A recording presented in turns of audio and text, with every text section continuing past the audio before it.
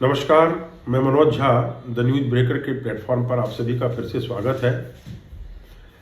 वो कहते हैं पुराने बेईमान की एक नई कहानी। आज भारत और ऑस्ट्रेलिया के बीच चल रहा टेस्ट सीरीज का चौथा मैच मेलबर्न में समाप्त हो गया। ऑस्ट्रेलिया ने इस मैच को जीत लिया है, लेकिन जिन विवादित परिस्थितियों में बॉक्सिंग डे का से शुरू हुआ ये टेस्ट मैच समाप्त हुआ है, वो बहुत सारे फिर क्रिकेट में सवाल भी खड़े कर रहा है। दरअसल भारत को 333 रन का लक्ष्य मिला था, उसका पीछा करते हुए उसका टॉप ऑर्डर फिर इस दूसरी इनिंग में भी बुरी तरह से चरमरा गया। लेकिन यशस्वी जायसवाल अकेला बैट्समैन ऐसा था जिसने मोर्चा थामा और धीरे धीरे पारी को आगे बढ़ाना शुरू किया। पारी को आगे बढ़ाना तो नहीं कह सकते, बाकी यह है कि मैच को बचाने का प्रयास उन्होंने काफी हद तक किया। वो मेरे ख्याल 71वें ओवर में जाके आउट हुए। 71वां ओवर चल रहा था और ये करीब 20-25 ओवर और मैच चलना था। यशस्वी ने एक सिरा थाम रखा था, उधर से विकेट पतन बंद था। 7 विकेट गिर चुके थे, लेकिन यशस्वी जब तक मैदान में थे तो ऐसा लग रहा था कि भारत मैच बचा नहीं जाएगा। लेकिन इसी बीच ऑस्ट्रेलियाई कप्तान पैट कमिंस की एक गेंद आती है और विकेट कीपर के दस्ताने में वो बीट करते हैं, बैट्समैन यशस्वी बीट करते हैं और दस्ताने में गेंद जाती है। कमिंस अपील करते हैं। कमिंस की अपील को ऑस्ट्रेलियाई टीम ने भी साथ दिया। ग्राउंड अंपायर ने यशस्वी को नॉट आउट करार दिया। अंपायर के फैसले को चुनौती दी गई। डीआरएस मांगा कमिंस ने। डीआरएस के लिए जो थर्ड अंपायर जो है वो सरफुदुल्ला, बांग्लादेश के अंपायर हैं वो सरफुदुल्ला, वो थर्ड अंपायर थे। उन्होंने थर्ड अंपायर का फैसला यशस्वी को आउट देने का हुआ और आखिरकार यशस्वी को आउट दे दिया गया। यशस्वी ने हालांकि ग्राउंड अंपायर से दोबारा विरोध भी जताया, लेकिन आखिरकार उन्हें वापस पवेलियन जाना पड़ा। दरअसल डीआरएस में 2 तकनीक से चीजें देखी जाती है, स्निकोमीटर और एक है विजुअल एविडेंस। स्निकोमीटर जो है उसको ज़्यादा इसलिए ऑथेंटिक माना जाता है कि वो टेक्निकली हमें मतलब 360 डिग्री बैट्समैन का मूवमेंट या उसकी एक्टिविटी दिखाता है। स्निकोमीटर में यशस्वी के गेंद और बल्ले के बीच साफ दूरी दिख रही है, प्लस दूसरी बात कि कोई आवाज़ भी नहीं है। इन्हीं 2 आधार पर मतलब विजुअल्स और साउंड, इन दोनों में यशस्वी नॉट आउट दिख रहे हैं। लेकिन वो सरफुदुल्ला बांग्लादेश के जो थर्ड अंपायर हैं इस मैच के, उन्होंने स्निकोमीटर के बाद जाके देखा विजुअल एविडेंस में जो गेंद है वो ग्लव्स के करीब दिख रही है। इस आधार पर उन्होंने आउट दे दिया। जाहिर सी बात है कि उस क्लोजनेस को ग्राउंड अंपायर ने ज्यादा करीबी से देखा होगा, उस आधार पर निर्णय दिया होगा। ऐसे भी आईसीसी का 31.6 नंबर का नियम यह कहता है कि इस तरह की स्थितियों में बेनिफिट ऑफ डाउट बैट्समैन को मिलना चाहिए। दूसरी बात कि बेनिफिट ऑफ डाउट के आधार पर यह इसलिए माना जाता है कि बैट्समैन को तो एक ही चांस मिलेगा। यदि इसके साथ कोई गड़बड़ हो गई, यदि गलत फैसला चला गया, यदि सही निर्णय नहीं हो पाया तो उसका नुकसान हो जाएगा। प्लस दूसरा है फील्ड अंपायर का रोल। ग्राउंड अंपायर दोनों नॉट आउट कह रहे थे, लेकिन तब भी डीआरएस के माध्यम से जो थर्ड अंपायर का फैसला आया और यशस्वी को आउट दिया गया और उसके बाद 8 ओवर में इंडिया की पारी खत्म हो गई। जाहिर सी बात है कि सभी पुछल्ले बल्लेबाज थे और वो उस प्रेशर को झेलने के लायक शायद उनका वो माइंड सेट नहीं था। यशस्वी जमे जमाए बल्लेबाज थे तो वो मैच बचा सकते थे। खैर, भारत मैच हार गया। इस निर्णय की कमेंट्री कर रहे हैं सुनील गावस्कर, इरफान पठान, जतिन सप्रू, इन तीनों कमेंटेटर थे। इन तीनों ने गलत निर्णय ठहराया। गावस्कर ने कहा कि ये बेईमानी है, बिल्कुल गलत निर्णय है ये। बहरहाल कि स्निकोमीटर के आधार पर फैसला नहीं देना ये बहुत दुर्भाग्यपूर्ण है। एक तकनीक जब हमारे पास मौजूद है तो थर्ड अंपायर को उसी पर भरोसा करना चाहिए था।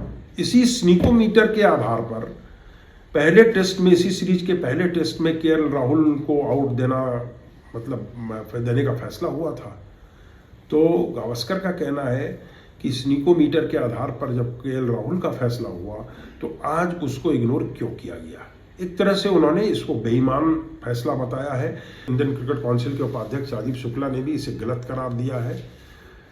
दरअसल है क्या, ऑस्ट्रेलिया और क्रिकेट में बेईमानी के किस्से का चोली दामन का संबंध है। ऐसे गलत और बेईमान फैसले देने के लिए पाकिस्तान के अंपायर भी नाम में ले लो, शकूर राना तो बहुत बदनाम थे, लेकिन माना जाता था कि पाकिस्तान भी टेस्ट मैच में कहीं ना कहीं या क्रिकेट में बेईमानी करता है।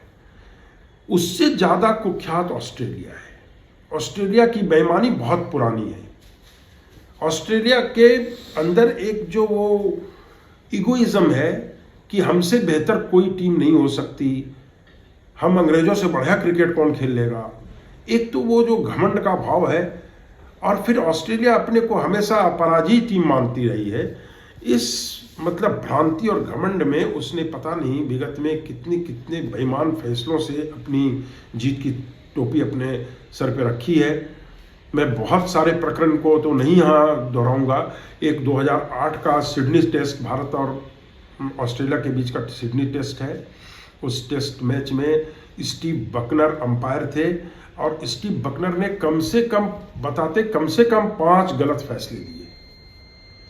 सबसे तो टर्निंग पॉइंट था कि जो फिल सैमंड्स उनके वो थे बैट्समैन, काफ़ी जाने माने बैट्समैन थे, 30 रन पर उनका कैच जो है वो दिखा कि कैच पकड़ लिया गया है, लेकिन उन्हें नॉट आउट करा दिया गया। वो रिव्यू में साफ साफ दिख रहा है कि ग्लव्स और बॉल में कनेक्ट है, लेकिन उनको नॉट आउट दिया। उसी में पहली इनिंग जो भारत की थी उसमें वसीम जाफर ओपनर थे, वसीम जाफर को 9 बॉल पर आउट दे दिया गया। दूसरी पारी में राहुल द्रविड़ को गलत आउट दिया गया। गेंद साफ साफ रिव्यू में दिख रही थी कि गेंद पैड पे लगी है, लेकिन उनको आउट करा दिया गया। ये अलग बात है कि स्टीव बकनर ने 12 साल बाद 2020 में जाकर अपनी इस गलती की माफ़ी मांगी थी। उन्होंने कहा था कि वो सिडनी टेस्ट मेरे जीवन का एक कड़वा अनुभव रहा और वाकई उसमें गड़बड़ी मैंने की। खैर, जब तमगा जीत का एक बार सर पे मतलब आपके पास चेहरा बन जाता है तो बन जाता है, माफ़ी उसकी काफ़ी नहीं होती है। एक ऑस्ट्रेलिया का और मैं वाकया बताना चाहूँगा। 1981 में ऑस्ट्रेलिया और न्यूजीलैंड का वनडे मैच था। न्यूजीलैंड चेज कर रहा था और आखिर बॉल पर 6 रन चाहिए थे। बैट्समैन जमाया था और बॉलर थे ट्रेवर चैपल। उस समय जो ऑस्ट्रेलिया के कप्तान थे ग्रेग चैपल, उनके भाई ट्रेवर चैपल बॉलर थे। ट्रेवर चैपल जो दुनिया भर को ज्ञान देते हैं क्रिकेट का, ग्रेग चैपल, और उनके बड़े भाई यान चैपल का भी यही हाल था। ये सब दुनिया भर को क्रिकेट का ज्ञान देंगे, लेकिन इन्होंने क्या करा है आप इसको भी जानिए कि इस आखिरी बॉल में 6 रन चाहिए थे। बॉलर था ट्रेवर चैपल, उनके भाई। ट्रेवर चैपल के पास ग्रेग चैपल गए, कान में कुछ फुसफुसाया और जब उसने आखिरी बॉल डाली तो वो अंडर आर्म बॉल फेंक दी। अंडर आर्म बॉल आप समझ लीजिए जिसको हम लोग सुर्रा बोलते हैं, मतलब गेंद लुढ़क के गई बैट्समैन के पास 5-7 टप्पे में। जाहिर सी बात है उस पर छक्का लगने का तो कोई तुक ही नहीं है, सवाल ही नहीं पैदा होता है। बैट्समैन ने खींचकर जो है गेंद को रोक के अपना बल्ला पटक दिया। और तो और भाई नियम के अंदर उस समय ऐसा नहीं था कि आप अंडर आर्म बॉल नहीं फेंक सकते। बाद में आईसीसी को इसके लिए नियम बनाना पड़ा और अंडर आर्म बॉल को प्रतिबंधित किया गया। ऑस्ट्रेलिया के बेईमानी के बेशुमार किस्से हैं क्रिकेट इतिहास में। आज बेशक भारतीय बल्लेबाजों का प्रदर्शन दूसरी पारी में अच्छा नहीं रहा।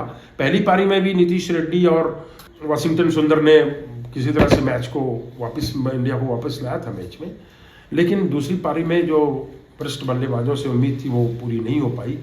बावजूद उसके जिस तरह यशस्वी ने मोर्चा थामा और अंत तक वो मैच को खींच के ले जाते हुए दिख रहे थे, ऐसे में उनको बेईमानी से आउट करार देना ये बताता है कि बहुत सारे कथित सभ्य लोगों को अभी सभ्यता सीखनी बाकी है। वो असभ्य है क्योंकि मैदान में, खेल के मैदान में खासकर बेईमानी बड़ी कचोटने वाली होती है। वो कहते हैं ना, किसी ने कहा है कि क्यों ना आग होगी मन में, कसक सीने में हमारे, वो बेईमानी की महफिल सजाकर भी दांत पाते रहे। आखिर में बेईमानी खेल में किस तरह से निषिद्ध होनी चाहिए। एक छोटी सी कहानी है। केन्याई धावक हुए अबेल मुताई, प्रसिद्ध धावक हुए, कई इंटरनेशनल प्रतिस्पर्धा उन्होंने जीती।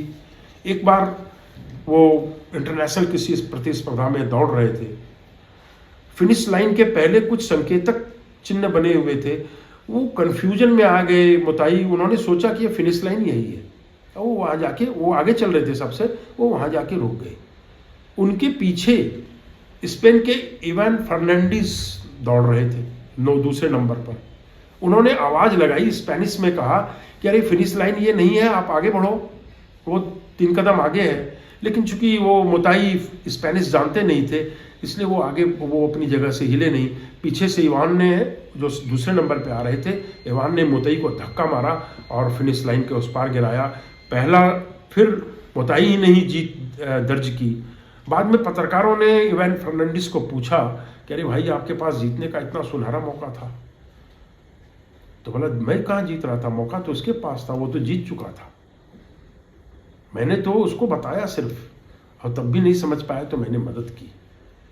तो बोला, ऐसा क्यों किया, तमगा तो आप भी जीत सकते थे। बोला, ये तमगा यदि मैं जीत कर चला भी जाता तो मेरी माँ मुझे क्या कहती कि तुम बेईमानी से ये मेडल जीत के आए हो। खैर, आज ऑस्ट्रेलिया ने बेईमानी से ये टेस्ट भले जीत लिया हो, लेकिन खेल की भावना के ये बिल्कुल विपरीत है। और ऑस्ट्रेलिया इस तरह की बदनामी के लिए पहले भी कुख्यात रहा है। अपनी राय इस वीडियो पर जरूर दीजिएगा कमेंट बॉक्स में। वीडियो अच्छा लगे तो इसको लाइक करिएगा, इसको सब्सक्राइब करिएगा, और अपने यारों, दोस्तों और परिजनों को इसे शेयर भी करिएगा। नमस्कार।